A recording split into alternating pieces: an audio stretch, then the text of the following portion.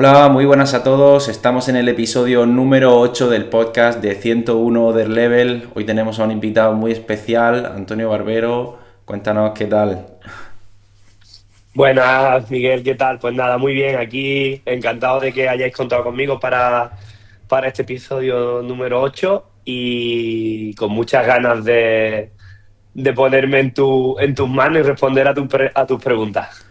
Sí, sí. Bueno, tienes una carrera muy larga y tenemos muchas preguntas que hacerte. Bueno, eres experto en deportes de resistencia, biomecánica aplicada al ciclismo. Y además ahora estás también en el equipo nacional, ¿no? De remo. De remo, sí, sí, sí.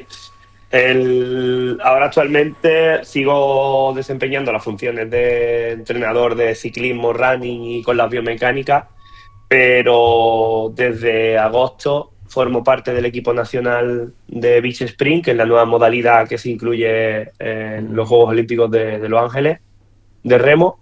Y nada, ahí resido en el CAR de Murcia, allí en Los Alcázares, con Mm. una concentración permanente que tiene la selección española allí. Y nada, por allí estamos ahora trabajando y bueno, intentando dar lo mejor de uno. Qué chulo. ¿Y la modalidad esa de Beach Sprint, en qué consiste? Porque has dicho que es nueva, ¿no?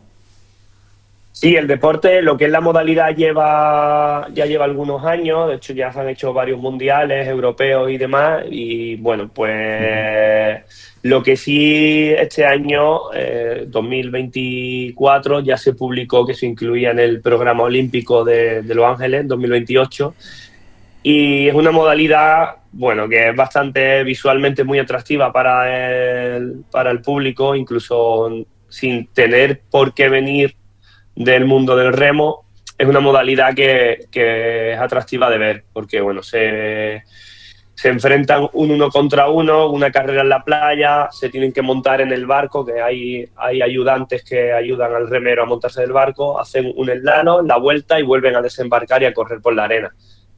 Esa modalidad, cuando es el uno contra uno, en mar abierto, que jugamos con las condiciones del mar, que puede haber ola, viento o el Sí. agua plato 100%, hace que cuando ves ese enfrentamiento uno contra uno y la cantidad de situaciones que se pueden dar entre los dos contrincantes, la hacen muy divertida. De hecho, hay veces que una final o una clasificación para una final de un mundial Mm. se decide con foto finish en la meta Dios. después de haber estado. O sea, es muy divertida. Claro, y al final es que eso, que cada carrera es diferente. Porque las condiciones, el aire, la ola. O sea.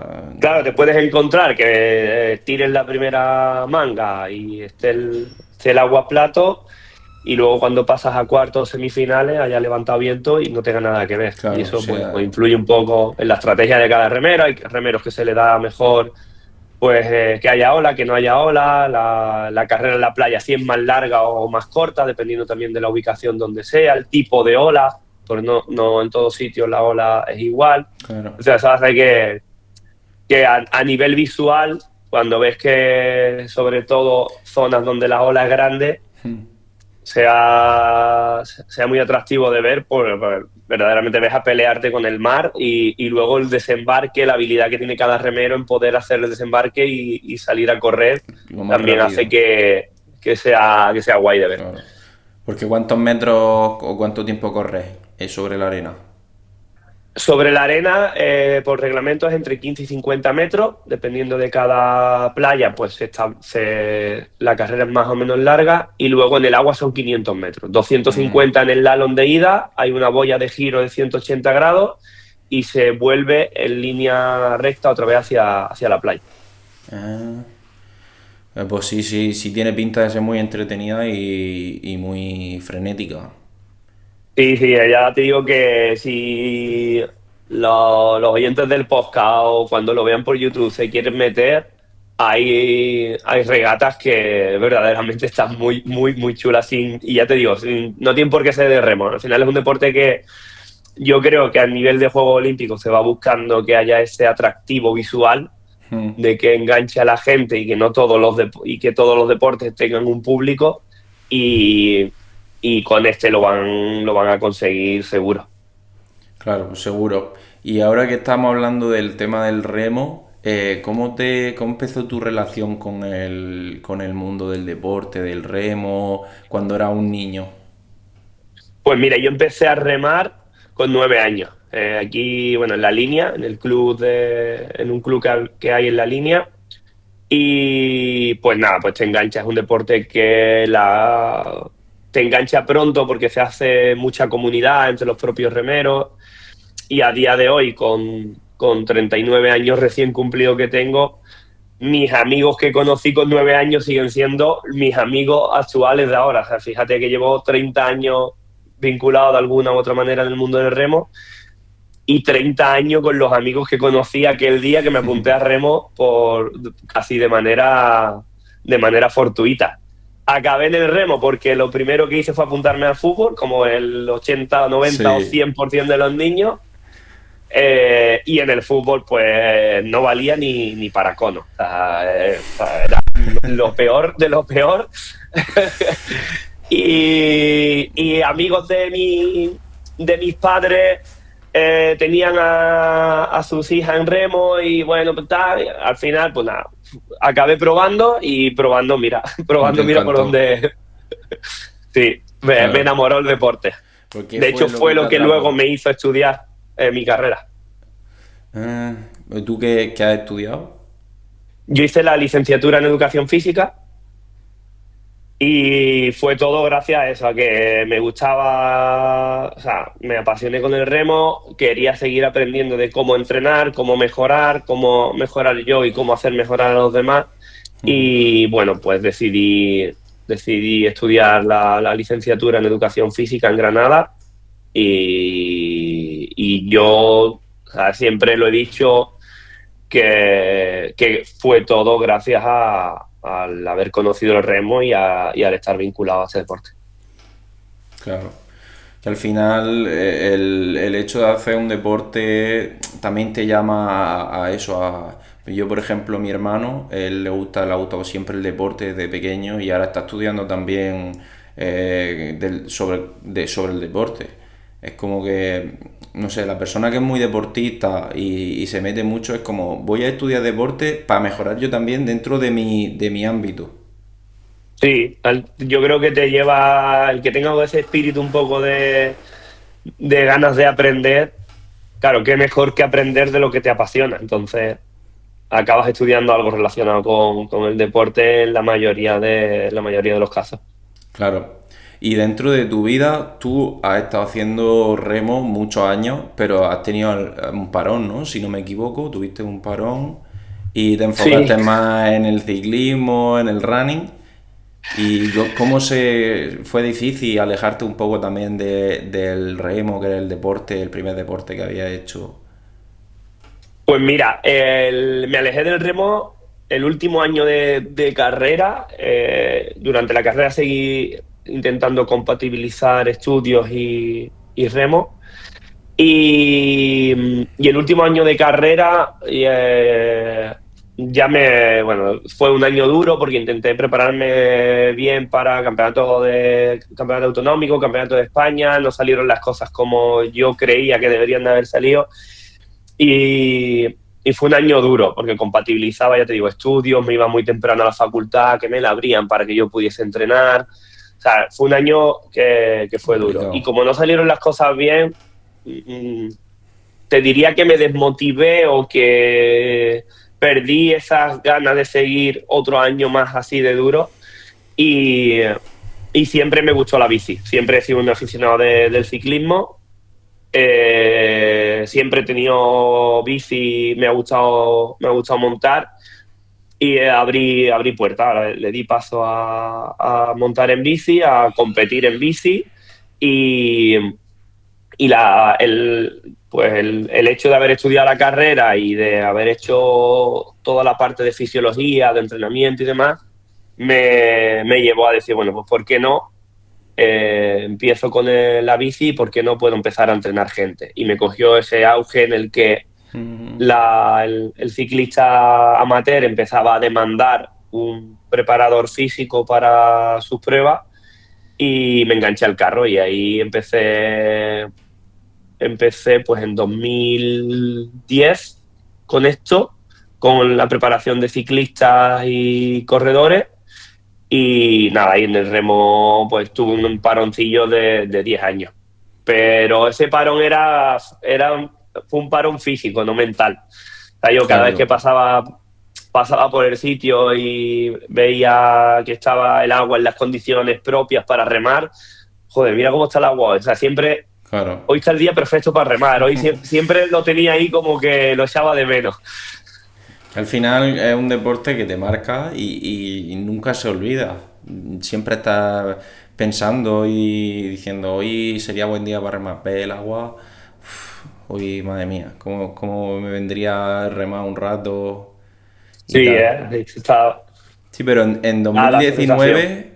2019 ya decides volver de nuevo. ¿Cómo fue el volver? ¿Quién te incentivó? ¿O fuiste tú solo que dijiste, mira, ya es momento de volver aquí a mi pasión? Pues mira, yo seguía con el sentimiento este de que pasas por el agua, ves el mar y te entraba ganas, ¿no? Ujú. Pero la culpa de todo y la culpa de donde yo estoy ahora, porque, bueno, ha sido a raíz de mi vuelta que he podido entrar en el equipo nacional. La culpa de todo es de mi amigo José Mari. Mi amigo José Mari fue uno de los que conocí cuando yo tenía 9 años en aquel entonces. He estado remando con él pues en nuestra época activa, pues los últimos 6 7 años en el mismo barco y más que un compañero de barco y amigo, pues yo siempre es como el hermano que uno tiene que no tiene la misma sangre Claro. y, y me dijo, tío, ¿por qué no volvemos ahora que está el remo de mar, que nosotros en la línea podemos remar, que no en las condiciones del agua plato, que da igual que haya ola, que tal, que nos mola? Y bueno, pues hablando mal y pronto me calentó. Y como los dos somos unos fatigas y los dos nos gusta y simplemente el hecho de volver de esa manera romántica a remar con él, pues yo no quería perder la oportunidad de volver a remar con mi amigo. Y, volvimos. Volvimos en 2019, ya en 2020 fue el COVID, hubo un paroncillo, pero bueno, nosotros seguimos entrenando y ya luego pues hemos tenido la suerte de poder ir a europeos, de poder ir a mundiales. O sea que cuando volvimos nos lo tomamos yo creo que demasiado en serio. Claro, porque ahora tú ya estás remando con tu compañero. Sí, he remado con él y luego cuando volví al club empecé como remero y ya me quedé como entrenador por lo mismo, porque al final le pones tanta pasión que el club me dio la oportunidad de que yo entrenase a los chicos del club y alguna que otra vez he remado con los niños del club, con juveniles, con cadetes, como para hacer ese paso de transición, ¿no? Oye, que no solamente hay competiciones autonómicas, sino que hay un calendario internacional y yo ya que me estoy, por edad, yendo de la alta competición, por decirlo de alguna manera, mm, darle paso a esos niños que puedan seguir y continuando su trayectoria deportiva y Mm. seguir ayudándolos. Al final es un poco devolverle al deporte lo que el deporte me ha dado a mí. Claro. Estamos hablando de eso, del parón, que tuviste un parón de muchos años, estabas estudiando y tal. ¿Fue cuando te centraste más en el tema del ciclismo, estudiaste la biomecánica? ¿Qué fue lo que te llevó a adentrar más en ese tema, en aprender? Pues mira, sí, es lo que te decía, ¿no? La bici me ha gustado siempre, siempre he sido aficionado a la bicicleta, pues lo típico que ves de niño en casa, y mira que en casa se veía deporte, pero no era ciclismo. No sé, quizá sí que porque mi primo siempre ha montado en bicicleta y con él tengo una relación muy especial de contacto diario y, y fue el que más o menos me metió en este mundo de la bici. Y cuando ya empecé a tomar yo contacto, a competir, pues vi una oportunidad. Claro, terminas la carrera, ya tienes un poco también esa necesidad de trabajar, y vi la oportunidad de que era un negocio en el que estaba en auge. Y ya, bueno, te estoy hablando de hace 15 años más o menos, que no es lo que hay ahora, pero sí que empezaba la gente a demandar ese preparador físico que le llevase una planificación para preparar pruebas, para ir a competir, para preparar un poco pues calendarios de autonómicos, nacionales y demás. Y, y como me considero bastante friki en el aspecto de intentar aprender y demás, pues me metí en el mundo de la biomecánica, hice un curso con Custom for Us, con John Iriberri y su equipo, y luego al poquito de hacer el curso, John me llamó y me dijo que sí quería pertenecer al entorno, al grupo de trabajo que él tiene, de aprendizaje, de investigación y demás. Y entré ahí ya llevo pues eso, que llevaré unos 13, 14 años en el grupo de Custom for Us, y, y eso te hace, pues no solamente hablamos de biomecánica de la bicicleta, sino biomecánicas de la carrera, de nuevos estudios que se hacen de entrenamiento, de sistemas de entrenamiento, de nutrición. Pero bueno, pues ese grupo sí que me ha hecho un poco estar más al día a día de todos los avances que se van produciendo en el sector, y que como me gusta y encima tengo la facilidad de acceder con ellos, pues vas aprendiendo y te vas involucrando cada vez más. Claro, porque la biomecánica es como el plus, ¿no? Del ejercicio. Yo he hablado con amigos que dicen, por ejemplo, el tema de correr. Todo el mundo sabe correr, pero ¿quién sabe correr bien? El hacer bien el movimiento, la técnica, con la bici, también supongo que ayudará mucho a prevenir lesiones, la biomecánica. No solo también a potenciar tu rendimiento. Claro, al final, o sea, hay un ejemplo que se suele poner, o con varios deportes, ¿no? Que cuando uno no sabe esquiar, pero quiere ir a esquiar, pues el primer día o el segundo día contrata un monitor para que lo enseñe a esquiar. O quiere apuntarse a natación, y igual, se apunta a clases de natación, o se apunta a clases de golf, o se apunta. Pero con la bici y con la carrera, como aparentemente nos sale de manera natural, no recurrimos Claro. a alguien que nos enseñe a pedalear correctamente o a correr correctamente. Y está claro que a nivel de prevención de lesiones es fundamental, y ya luego cuando buscas rendimiento también. Entonces sí que es importante que cada vez más se da ese concepto de que el ciclista o el corredor solicita biomecánica de una u de otra disciplina para no lesionarse, pero todavía nos falta. Lo Mm. normal que llega a un estudio de biomecánica es que se han lesionado y quieren recuperarse de la lesión. Ya van llegando algunos que la hacen, oye, no me quiero joder y quiero empezar bien. Sí. Pero lo normal es, me he jodido y quiero arreglarme. Quiero Pero bueno, arreglarme. el dolor siempre llama A la siempre busca la solución. solución. Claro. Sí. Y a nosotros que nos siguen muchos ciclistas, si tuvieras que darle un consejo a la hora de pedalear, por ejemplo, ¿cuál sería la forma correcta de pedalear para evitar lesiones? Y aparte, A mejorar el ver, rendimiento. claro, sí, sí, está claro. Pero mira, hay varias como tips que deberían de tener en cuenta todo o la mayoría de los ciclistas. Uno es el trabajo de fuerza, sí o sí, porque sí que si no hay una buena aplicación de la fuerza fuera de la bicicleta, eh, hay estructuras que no se compaginan y van a llevarlo a la lesión.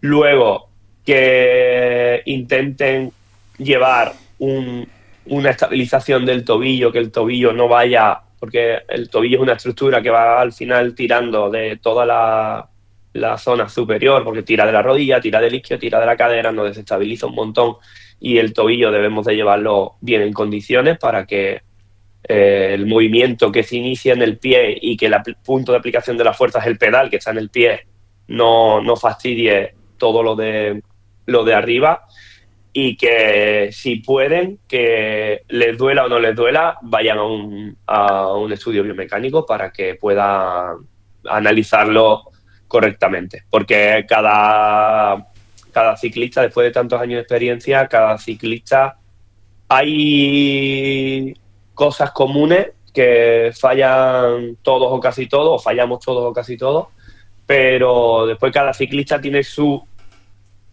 particularidad a Claro, la que habría que... su manía, ¿no? Por así decirlo. Exacto, y habría que intentar un poco corregirlo ahí y darle un feedback personalizado para que lo puedan. Pero si se quieren quedar con esas dos, sobre todo que los ciclistas se obsesionan mucho con hacer kilómetros hora y se olvidan un poco de la parte esa de fuerza, sí que deberían de tenerla bastante en cuenta. Ya cada vez, verdad, que se va viendo más incorporación de todo el trabajo de fuerza y que luego que las estructuras las tengan bien asentadas y que no generen en cadena lesiones o potenciales lesiones. Claro. Y has dicho eso, que hay errores que cometemos todos. ¿Cuál sería, por ejemplo, uno de los errores más comunes que se cometen en la biomecánica, ya sea corriendo o en bici? Pues mira, sí, te puedo hablar de las dos. Empiezo por la carrera, que a lo mejor es más fácil de ver. En la carrera, el 90% de los corredores que no han hecho un estudio y no se les ha explicado y no vienen del mundo del atletismo, eh, todos terminan taloneando. O sea, todos terminan clavando el talón para impulsar. Y eso genera, primero, porque hay un bloqueo de la rodilla, primero, porque es casi como ir en contramovimiento, estás frenando para volver a acelerar, no hay un buen balance del tronco hacia el impulso de la cadera hacia adelante. O sea, va generando diferentes patrones que muchas veces generan lesión y pueden generar lesión tanto a nivel de pie-tobillo como a nivel de rodilla o incluso a nivel lumbar por ese impacto que hacemos con el talón, que cuando tú impactas con el talón en el suelo y tienes la rodilla rígida, alguien o algo tiene que absorber ese impacto. Claro. Y si tu estructura no está bien preparada para absorber ese impacto, te conllevará a la molestia o a la lesión, o si es muy repetitivo o por lo que sea, pues eso, el tema del talón, yo te diría que es lo que frecuentemente nos vamos a encontrar en un estudio de running, ¿vale? Porque, bueno, porque al final intentamos correr como caminamos, pero no Pero, tiene nada que ver. Exacto, y hemos aprendido a correr de niños. De hecho, los niños suelen correr mejores que los adultos. Lo que pasa es que ya luego, con la edad, pues perdemos. nos viciamos y no sabemos, nos desaprendemos lo que hemos aprendido de crío. Claro, la forma correcta de correr, que sería más con la puntera del pie, con el pie plano. Mitad del pie hacia adelante, para que el centro de gravedad se nos quede cerca del cuerpo, la rodilla se pueda flexionar y genere esa amortiguación para luego generar el impulso, no hay una estructura rígida que frene. Esa parte sería, hay muchas cositas, ¿no? Pero esa parte sería fundamental. Y otra cosa es que la gente cuando quiere ir rápido alarga mucho la zancada. Cuando alargan la zancada terminas taloneando. Claro. O sea, un aumento de la cadencia de la carrera también evita muchos problemas a la hora de correr. Mejora notablemente la ejecución de la técnica y mejora notablemente la eficacia de la carrera. ¿Qué es lo que pasa? ¿Y qué es lo que nos pasa algunas veces en los estudios? Que eso, una vez que tú llevas un patrón muy aprendido, cuando intentas cambiarlo, te genera mucha fatiga, tanto mental como física. Y no todos están dispuestos a pagar esa moneda. O sea, no todos quieren pegarse 15, 20 o un mes porque, claro, te llegan a ti corriendo a 3.50 y cuando le cambias el patrón, aunque tú sepas que cambiando el patrón de 3.50 puede pasar, voy a decir una barbaridad, ¿vale? Para no andar con a 3.10, o sea, no va a ganar 40 segundos ni de coña, ¿no? Pero su mente, hostia, yo es que no... Me estás diciendo que voy a 3.10, pero he cambiado la técnica de carrera y en vez de ir a 3.50 voy a 4.20. Yo esto no lo quiero. Claro, Y es voy por más el lento. proceso de aprendizaje. Luego todo vuelve a mejorar. Pero ese proceso de aprendizaje no todo el mundo está dispuesto a soportarlo y hacerlo porque tiene un coste. Entonces, bueno, pues es un poco como sumar. Si sumar con la calculadora es más rápido que sumar con la cabeza. Ya, pero es que... Y te están diciendo, no, pero es que si lo haces con la cabeza, en 15 años vas a ser el mejor. Ya, pero yo ahora con la calculadora tardo menos. Claro, tardo menos. Exactamente, sí. Entonces, bueno, esa parte muchas veces el deportista le cuesta. Tienes que ser gente ya que tenga una cierta madurez, que esté muy convencido de que ese proceso de aprendizaje le va a llevar y le va a reportar en el futuro una mejora. Claro. Pero a lo mejor aquel que va para una carrera, que es muy amateur, que solamente ha tenido un calentón y se ha apuntado a una media maratón o a un 10.000 y lo que quiere es pasar la prueba, no lesionarse y colocarse la medalla finisher, pues le cuesta un poco más trabajo. Claro.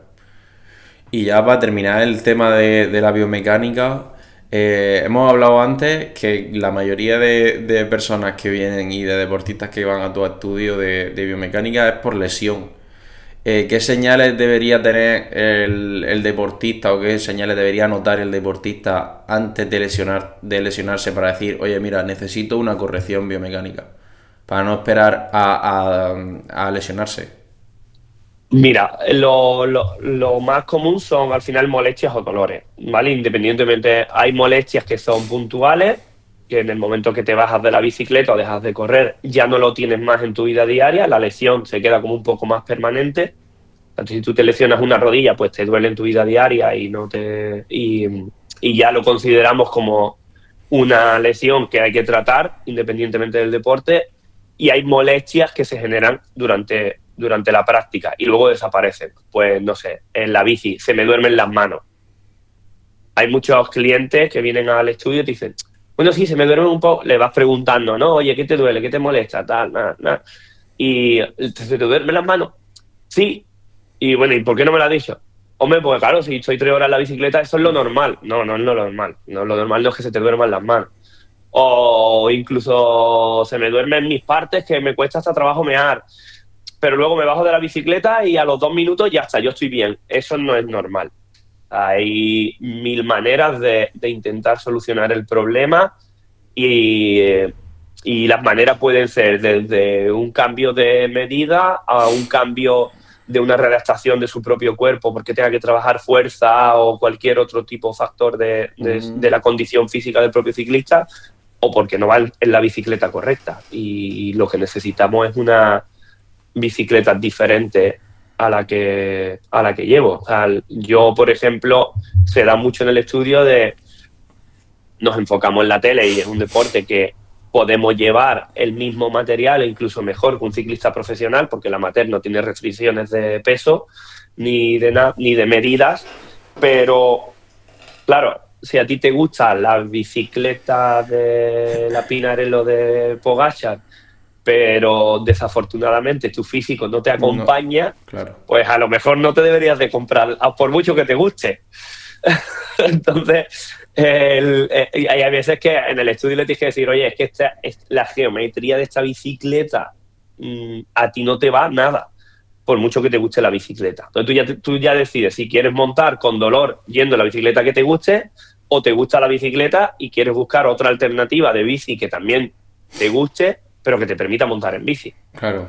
Y eso es duro cuando se lo dices a un ciclista, porque además, claro, se han gastado bastante dinero, es nueva, van con la ilusión de que van con su bicicleta nueva, como cualquiera que nos compramos algo nuevo y nos hace ilusión. Claro. Entonces hay veces que tienes que tantear eso, pero esas cosas serían las que yo le diría primero que te recomendaría que incluso antes de comprarte fuese para comprarte la bicicleta que te viene bien. Pero luego ya, si ya la tienes y llevas montando, las molestias de o sea, adormecimiento de la zona, dolor lumbar, aunque luego se te quite, dolor cervical, aunque luego se te quite, adormecimiento de las manos, dolor en los pies, todo ese tipo de cosas no son normales al montar en bici. Claro. Bueno, pues vamos a pasar ya de nuevo otra vez a la parte del remo. Vamos cronológicamente, acabamos el tema y vamos al remo. Acabas tu carrera, vuelves y tal. Entras en la modalidad de beach sprint. Sí. Y vas con vista de entrar a los Juegos Olímpicos de 2028 o ya estáis dentro. No. El equipo todavía, a lo largo de este ciclo olímpico que acabamos de arrancar, va habiendo diferentes pruebas, mundiales y europeos, y como cualquier disciplina olímpica, tiene un cupo de plazas y hay que clasificar las plazas, que todavía no está fechado cuándo será, pero intuimos que será pues el mundial previo a Juegos Olímpicos. ¿Que ese mundial es Génova? No, Génova ha sido este último. Génova ha sido ha el sido mundial en el que hemos estado ahora en 2024, que el calendario, un poco para que te hagas una idea, ha sido Génova 2024, Brasil 2025, China 2026 y hasta ahí tenemos calendario internacional. Ya 2027 no hay calendario todavía, que debería ser el mundial que ponga el clasificatorio para juegos, y ya los juegos que es en 2028 en Los Ángeles. Entiendo. Y pues eso, venía también a decirte, a preguntarte sobre las diferencias, porque tú cuando empezaste de pequeño, empezaste en otra modalidad diferente de remo. Sí.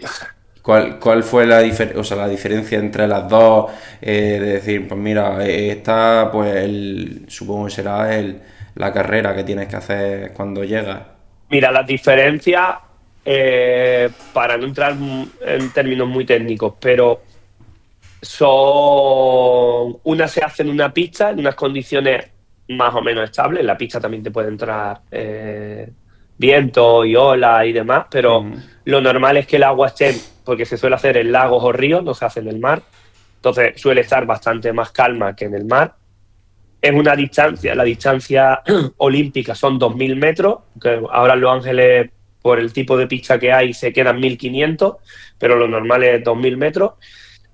Y el barco es diferente. El barco es un barco más inestable, más fino, por decirlo de alguna manera, es como si fuese el ciclismo en pista, las condiciones todo más estables, y el beach sprint es el mountain bike. Pues te encuentras olas de la arena, todas las arenas de la playa no son iguales, los recorridos no son iguales, claro. ¿Sabes? Lo otro es un 2.000 en línea recta y dividido por calles y se acabó. No hay tantos factores externos que lo condicionen, aunque sí que hay muchos, pero no es tanto como en el beach, y en el beach pues tienes muchos más factores. Date cuenta que haces un recorrido en el slalom y en el remo se va hacia atrás, es decir, tú vas mirando en dirección contraria a la que te desplaza el barco. Entonces, claro, ahí es muy importante que los ayudantes te dirijan en el slalom, que a la hora de embarcar y desembarcar, en el otro nada, en el otro empiezas en una línea de salida, tú ya estás en el barco montado, empieza una línea de salida, hay un inicio y un final, y gana el que más corre. En el beach gana el que más corre, por supuesto, porque es el que antes llega por meta, pero hay otros condicionantes, pues que la ola, cuando te venga y te empuje a ti y el otro no haya llegado y entonces al otro no le empuja, tú has cogido esa ventaja, o todo lo contrario, o te hunde la ola y tú te has quedado clavado y el otro ha pasado la ola y no le ha pasado nada, o como en el último mundial llegues al desembarque justo donde está la rompiente de la ola y te tire del barco y no puedas desembarcar bien y pierdas la regata ahí. Entonces, bueno, eso en la modalidad de remo tradicional o como se ha dicho hasta ahora, hasta que el beach se incorporó en Juegos Olímpicos, ha sido remo olímpico, siempre se le ha llamado remo olímpico, que es el de pista, Ujú. Eso no lo tiene. Las condiciones son mucho más estables. Y en el beach, pues bueno, pues tienes una carrera, tienes un embarque, tienes un desembarque, hay olas, te tienen que dar los remos, los ayudantes, te empujan. Entonces ahí sí hay diferencias. Que entran más factores. Tú a la hora Sí, mucho más. de estar remando en el mar, pues lo que tú dices, tienes las olas, tienes la arena al bajarte, el correr, el que te caiga, el del viento, sí, tienes mil factores que tú tendrás también que tener en cuenta a la hora de planificarte. Claro, de hecho, ahí incluso en el remo tradicional se tiene en cuenta muchas veces los reglajes del barco, ¿no? Porque, bueno, pues si la pista es más rápida, más lenta, todo eso te hace, si te toca viento a favor, viento en contra, todo eso también lo tienes en cuenta. Pero luego en el beach tiene menos reglajes porque hay una normativa que el barco es igual para todo, cosa que en el remo tradicional no. Cada remero puede llevar su barco o el barco de selección, pero en el beach no. En el beach todos competimos con el Con el mismo mismo barco barco. que se va rotando. O sea, se va rotando en el sentido de que puedes hacer, por ejemplo, cuartos de final con un barco y semifinal no lo haces con ese barco, lo has hecho con otro. Que en teoría debe de reunir las mismas El mismo. características que el otro. Exacto. Y tú ahí no modificas nada, tú ahí nada más que puedes modificar la posición en la que te sientas, donde apoyas los pies, lo pones más adelante, más atrás y tus propios remos, que los remos sí se juegan con las medidas, ¿vale? Pues en función de las condiciones, pues tú ya eliges. Y, pero sí que juegas un poco, bueno, pues eso con a ver, hay gente que se le da muy bien la ola y gente que no. Entonces, bueno, pues ahí esa estrategia o esa parte de cómo afrontar la regata la puede gestionar un poco mejor. Claro, y luego hablábamos eso, que al final tienes condiciones muy diversas, de olas y tal. ¿Alguna vez has sentido miedo o has tenido algún problema por decir he salido a remar en un día que no tendría que haber salido a remar y hemos tenido algún problema, cualquier cosa así de ese estilo? Mira, como experiencia personal, bueno, yo ahora lo que estoy es de entrenador y bueno, sigo entrenando y compitiendo, pero bueno, como experiencia, si tengo que contar alguna que yo viese que las condiciones eran un poco más heavy, fue Gales. O sea, el mar, imaginaros, todos nos imaginamos los mares de Gales, pues Sí, claro, pues tal cual. Olas gigantescas en las que cuando la ola te subía, tú no veías al barco el barco que tenías al lado se escondía. O sea, en la fo, diferencia de ola de estar arriba o abajo.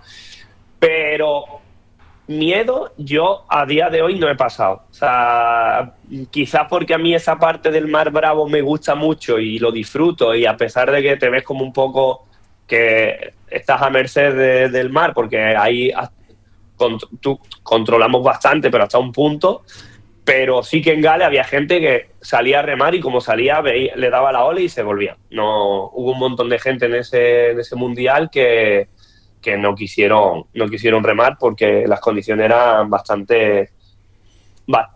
necesitabas un poco o de valentía o de inconsciencia, no lo sé. yo con el tema del mar, la verdad que le tengo muchísimo respeto. Y yo, los surfistas, por ejemplo, cuando los ves surfear olas gigantes en Australia, yo me quedo flipando porque le tengo un pánico, es un respeto de decir, no. Sí, sí, Yo- el agua te mueve a ti, tú no mueves el agua, sí, entonces sí, bueno. exactamente. Hay que tener cuidado. Y bueno, has dicho eso, que ahora estás entrenando a cadetes juveniles, ¿no? ¿Y qué es lo que te llevó también a dar ese paso? ¿Qué te motivó a llevar a la formación de nuevos deportistas? Pues mira, porque creo que es una categoría que es muy bonita, porque el adolescente al final es una persona que, bueno, pues es bastante permeable, si lo haces bien, le puedes influir positivamente en su vida, tanto personal como deportiva. Bueno, hablamos de gente joven que cualquier cosa que tú le hagas y que le hagas bien, ellos les va a marcar. Están en una edad que son todavía bastante permeables a aprender. Entonces, a mí esa parte educacional me gusta. Y, y creo que empatizo bastante bien con ellos, ¿no? Marcan las diferencias, pues, porque al final tengo 39 años y ellos tienen entre 15 y 18, incluso tengo algunos de más edad, ¿no? Pero tienes esa parte de que le puedes influir y empatizas bien, te juegas con ellos, te pones a su altura para que ellos también entiendan un poco cómo funciona, cómo deben de ellos, cómo le aportas esos valores del deporte, de la cooperación, de estar, de la superación, de que hoy gano y mañana no. Y además, si hoy no gana, me meto contigo. O sea, hoy no te doro la píldora. Entiende que has perdido y que no pasa nada y que hay que seguir. Y te meto caña para que aprendas a que no te hundas, sino que tienes que salir de este boquete porque la siguiente regata lo podrás hacer mejor. A mí esa parte educacional, aparte de que a nivel de deportivo me gusta, porque son las categorías inferiores y luego los haces crecer y ves cómo hacia dónde pueden llegar, a mí me motiva. Luego también tengo la suerte de que trabajo con gente absoluta, entonces bueno, pues voy un poco como compensando, ¿no? Voy intentando, no pierdo la niñez de cuando yo empecé y remaba, y luego tengo al adulto que va a otro rollo. No, claro, al final es bonito, es lo que tú dices, es influenciar en la vida de una persona que ahora es una esponja, se está nutriendo de muchos conocimientos, y es como tú también, pues, ser, pues, en parte, el que le da el conocimiento, ahora, por ejemplo, en el mundo del deporte. Sí, y con la bici me pasaba igual, he tenido siempre, de hecho sí, ahora tengo también algún cadete y algún juvenil, y he tenido, y, y siempre pongo, o sea, hay una persona que siendo ciclista a mí me ha marcado mucho, que es David Martín, el actual corredor del Burgos BH, que es amigo personal mío, y ese crío yo empecé a entrenarlo con 15 años, cuando estaba todavía él haciendo mountain bike. Y llegó a mí por casualidades y yo empecé a entrenarlo sin cobrarle. O sea, no le he cobrado nunca nada. Simplemente por, no sé, pues me llegó, habló conmigo, y me enamoró su manera de ser y su carácter, y yo vi ahí que le podía echar una mano. Y míralo, hasta el año pasado estuvo en el Eolo, en el equipo de Alberto Contador. Este año ha fichado por el Burgos BH y sigue siendo amigo personal de mi familia, ha estado en casa de mis padres, ha estado en casa de mis tíos, cuando viene se queda en casa, cuando viene a la línea se queda en casa, conozco a su mujer, a la madre de su hija ahora. O sea que, fíjate, y es un niño que yo conocí con 15 años. Entonces, esa parte de cómo lo poquito, lo mucho que yo le haya podido influir a hacer ahora hasta padre, pues a nivel personal, independientemente de la parte económica, que con él nunca la ha habido, es súper satisfactorio. Para mí es gratificante, es muy guay. Y yo escribirle yo ahora he sido padre también, entonces, tío, mira el niño, hostia, o sea, eso no tiene precio. Entonces, esa parte que se hace con los niños, y él era un niño y ya no es un niño. Claro. Fue de los primeros ciclistas que yo empecé a entrenar.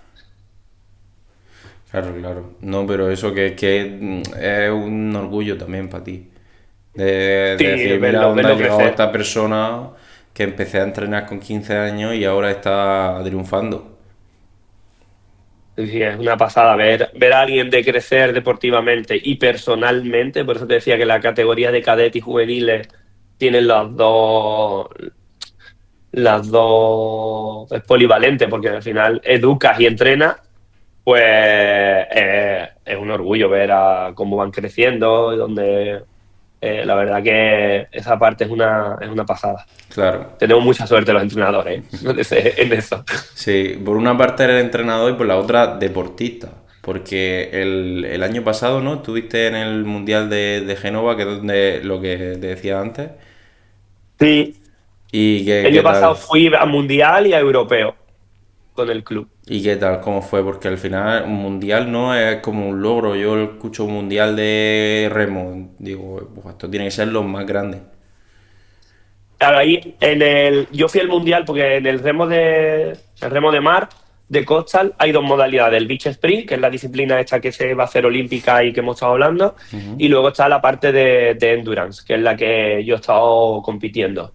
Es un recorrido de 4 en eliminatoria, de 4 kilómetros en las eliminatorias y de 6 kilómetros en las finales, y es la que yo he estado compitiendo. Pues a ver, tienes la suerte de que te encuentras con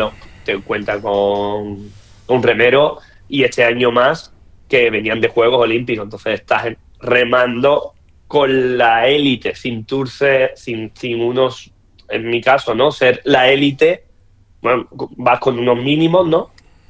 Pero tienes la oportunidad de que te pones en línea de salida Te y mides miras con a los tu mejores. lado con los mejores. O sea, te pones en línea de salida y miras a tu lado y ves medallas olímpicas. Entonces dices, hostia, esto Claro, mola. eso mola porque al final también es un reto para ti. Tú estás viéndote en un sitio y diciendo, mira, puedo competir contra esta gente. Son humanos, al fin y al cabo. Es como que, Sí, claro. sí, sí. Y luego, de normal, una vez que todos vamos vestidos de deportistas, digamos que es raro, ¿no? Pero que no pase, pero te igualas. Entonces hablas con ellos, compartes, eh, en ese momento, ahí no va el deportista como soy medallista olímpico, ahí va el deportista como soy deportista y tú también y vamos a competir ahora. Entonces Claro, te iguala te y tienes un iguala, trato de claro, igual con ellos. claro. Y eso es bastante divertido y a nivel deportivo, bueno, pues está guay, ¿no? Al final, haber tenido la oportunidad de haber ido a mundiales, pues que este año o sea, han sido el cuarto del que voy como deportista, pues está, es un logro. Y más con la edad, o sea, que al final, eso, te digo, he Mm. cumplido 39 años la semana pasada. Que todavía alguien con 20, 25, 30, pero 39 ya, oye, no seré de los más viejos seguro, pero, No, pero pero hombre, no tiene su mérito, tiene su mérito. Y me has dicho que están 4 mundiales y te sí, faltan he ahora, podido ir a ¿no? 4. Te faltan porque estamos con la vista puesta en los Juegos Olímpicos de Los Ángeles 2028 y aprovecharás estos años hasta llegar para presentarte al Mundial, ¿no? Claro, lo que pasa es que yo ya el Mundial de Beach, yo ya como deportista seleccionable para juegos, para nada, eso lo tengo no descartado, sino descartadísimo. Primero porque ni por edad, ni por tiempo, y porque el nivel o sea, estoy a años luz de poder estar ahí. Yo ahora mismo mi objetivo como de juego es poder ir con el equipo nacional, Con- como entrenador del equipo nacional o como parte del equipo nacional. Tenemos un seleccionador que es Andrés, pero es pertenecer al equipo. Y, y sí, poder disfrutar yo como remero en esos campeonatos del mundo de endurance, mientras que el tiempo me lo permita, el físico me lo permita y el equipo, claro, que no se enlacen con concentraciones con el equipo, con competiciones que tenga el equipo, yo espero poder seguir yendo. Al final me lo paso genial, es un Claro. punto de motivación para entrenar cada día, para cuidarte, para estar en forma y siempre uno aspira, bueno, pues a ir mejorando su resultado que ha ido obteniendo años anteriores en los campeonatos. Entonces, bueno, pues mira, es una parte de motivación, de tener ese feeling todavía con el agua, con el barco, con poder seguir sintiendo lo que es ser deportista, porque al final, desde el más amateur al más profesional, Claro. sufrimos, el amateur sufre el que corra o vaya en bici, el amateur sufre a 28 kilómetros por hora y el profesional sufre a 65, pero al final sufren los dos. Claro. Y a Sí, mí en sí. el agua, pues me gusta hacer contacto con el agua, me gusta sufrir, me gusta intentar mejorar día a día. Entonces, mientras que pueda, yo voy a intentar ir a todas las competiciones que me sean posibles. Claro, si al final es lo que tú decías de los Juegos Olímpicos, que te gustaría ir también como parte del equipo, al final yo pienso que también tiene una importancia el equipo que vaya a los Juegos, el entrenador, entonces eso también supone para ti una motivación, ya no solo por tu lado como deportista, que la tienes, que no te veo estancado para nada. Y luego como entrenador, o sea, tiene unas metas muy definidas al corto plazo, ¿no? Sí, porque, a ver, el proyecto de juego, ahora mismo que se ha abierto esa ventana para esta modalidad, a todo, o sea, a toda la federación y al equipo técnico que formamos parte del equipo de Beach, pues no es nuestro objetivo principal y es por lo que peleamos y es por lo que estamos trabajando y es por lo que, pues bueno, pues día a día Ujú. hablamos, intentamos hacer las cosas bien o lo mejor que podemos para ir a juego. En fin, el objetivo de cualquier entrenador que está en una modalidad olímpica es poder ir a juego. O en deportes que se dan para ir a juegos. Si hablamos de fútbol, pues sabemos que el fútbol va en otra modalidad y que aunque sea deporte olímpico, Sí, va no es por el otro objetivo rollo. del futbolista. Exacto, pero en cualquier otro deporte sí que se da esas condiciones, ¿no? De que el entrenador y el deportista, uno de los mayores logros que puedan tener es ir a unos Juegos Olímpicos Mm. y hacer resultados en Juegos Olímpicos. Entonces, bueno, pues el 100% del esfuerzo del equipo actualmente es eso, es intentar hacer las cosas lo mejor que podemos y poder clasificar a Los Ángeles y poder hacer buenos resultados. O sea, el objetivo del equipo es hacer buenos resultados y Ujú. no es no queremos que suene por parte de ninguno de los que estamos como de prepotencia, pero creemos que podemos tener buen resultado en Los Ángeles. Mm, con el equipo, claro. Sí. Y ahora, Tenemos remeros que dan de mucha calidad. Tenemos remeros de mucha calidad actualmente. Y y eso con potencial, ¿no? es un seguro que trabajando bien. Luego, el día de la regata, se podrá partir un remo, podrá venir una ola que te tire o podrán salir las cosas regular por factores externos. Ujú. Pero a nivel interno, estamos muy convencidos de que podemos hacer un muy buen resultado. Seguro, seguro que hacéis un resultado buenísimo.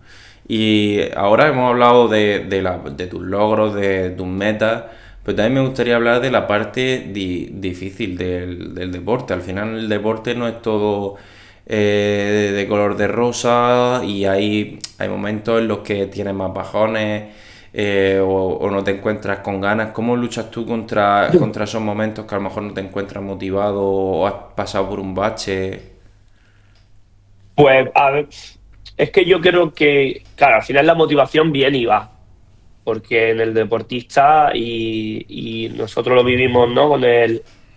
Con cualquiera de los deportistas a los que yo entreno, esa motivación viene y va. Lo que sí intentamos de inculcarle o lo que yo siempre he intentado de tener para mí ha sido la parte de, oye, hoy no tienes ganas, da igual, tu objetivo sigue siendo el mismo que el de ayer y ayer estabas en la cresta de la ola porque eras el más motivado y el más flipado del mundo y fuiste a entrenar 2 veces y te quedaste con ganas de la tercera.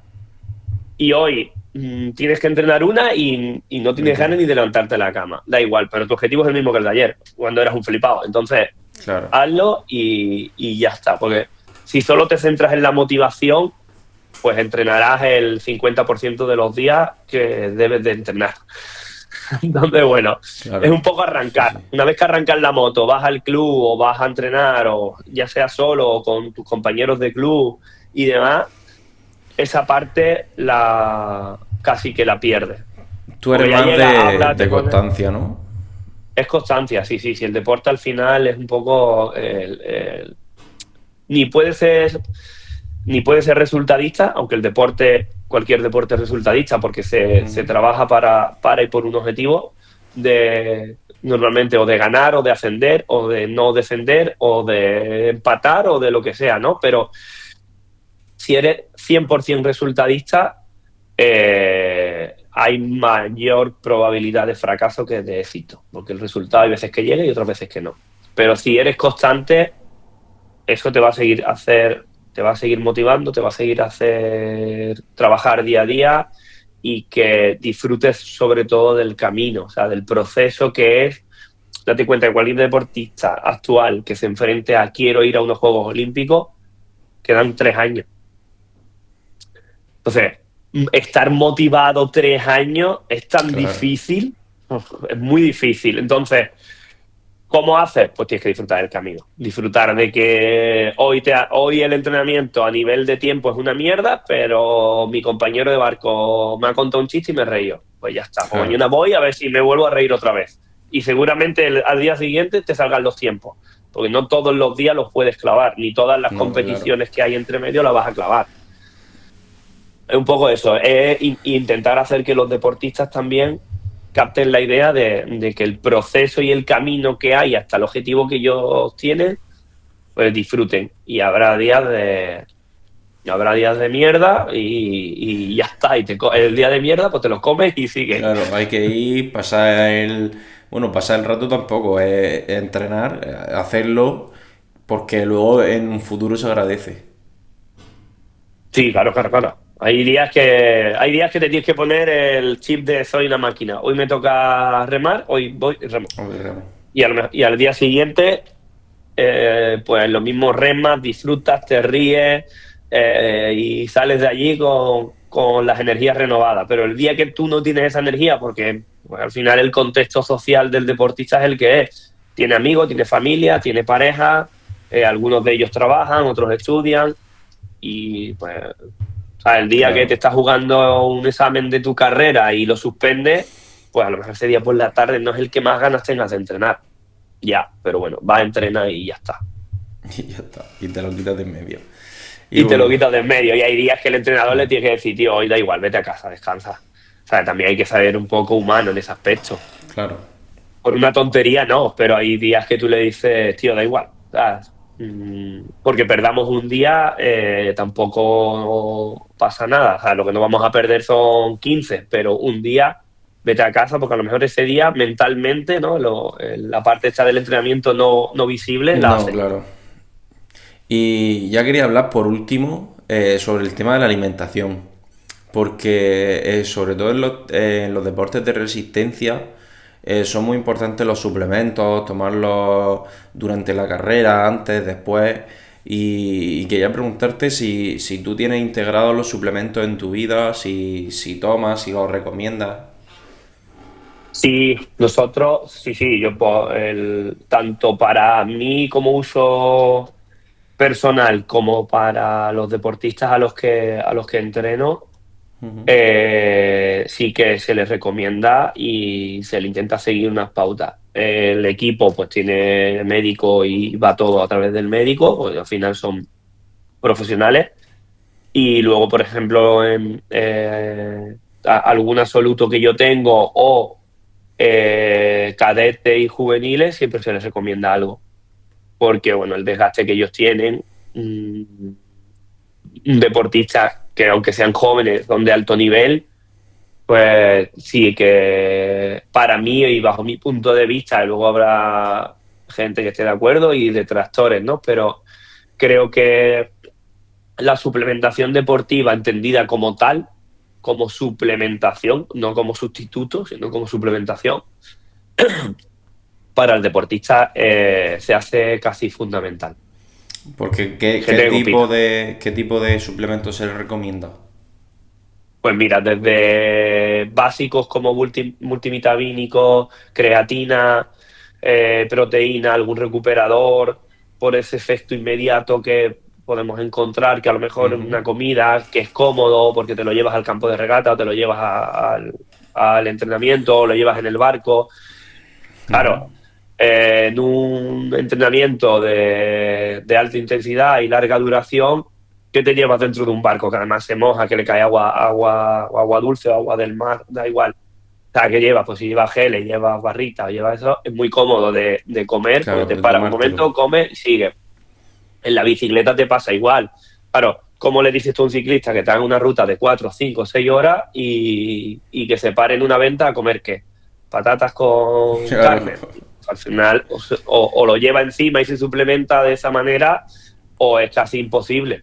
Entonces, para mí, sí que esa parte que la suplementación aporta y productos como el de 101 aporta, sí que, joder, pues te salva de mucho, es fundamental y ya no solo durante, sino en el antes y en el post de ejercicio, Claro. porque te da mucho.